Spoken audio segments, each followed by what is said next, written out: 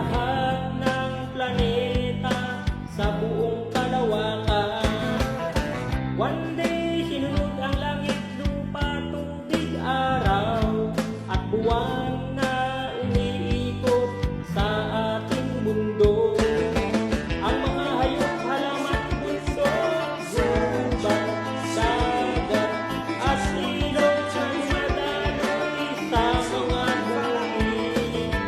Ang lahat ng nilalang ng Diyos dito sa mundo ay may karapatang mabuhay ng malaya.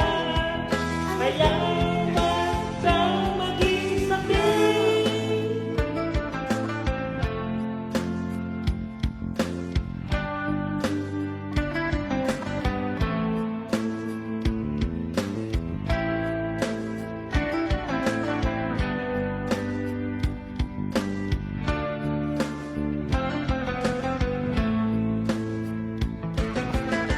One day, nilikha ng Diyos ang mundo para sa tao at lahat ng planeta sa buong